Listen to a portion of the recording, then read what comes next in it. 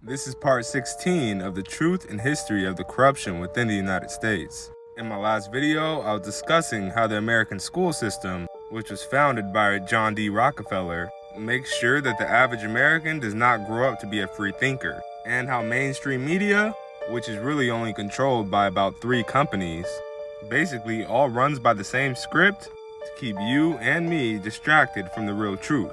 And a lot of times in school and the media, it's portrayed that these wars that we go to is simply to protect the American people, which we all should know is false. See, the US government makes the claim that we invade other countries to bring democracy to them, which is yet again false. And in all actuality, it's to assassinate and impose new dictatorship in these foreign countries that are willing to go with the Federal Reserve and these other international private central banks. For an example, in 1956, the CIA overthrew Iran's democratically elected government of Mohammad Mossadegh and the imposition of the Shah. And in 1973, the CIA played a direct role in Chile's democratically elected government of Salvador Allende. And as we all should know, they played a role in the assassination of Haiti's president as well. Now, the media will make you believe that it was a hit by the Colombians, and even if that were true, we all should know that they are a part of the Order of 300, the same order that Pablo Escobar was a part of as well. And you're not doing no hit like that without the CIA knowing something about it.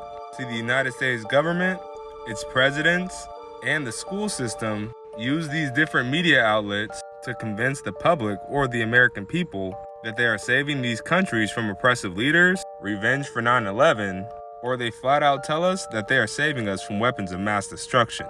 And this is all to obscure their true agenda. And the agenda is simple. It is the enslavement of the people for a false sense of obligation.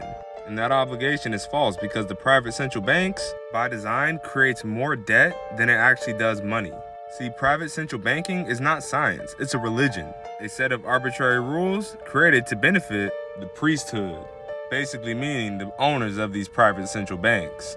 See, and this is just the newest form of enslavement. The first being the divine right to rule, and the second being slavery. But many understand that that was a scam and it was illegitimate. And in recent times, a lot of people have been waking up to this other form of illegitimate slavery, which is the private central banking system.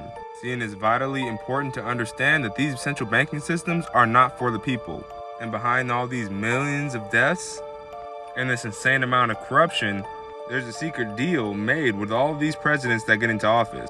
Every president, from Democratic to the Republican, make a secret pledge to keep the American people enslaved.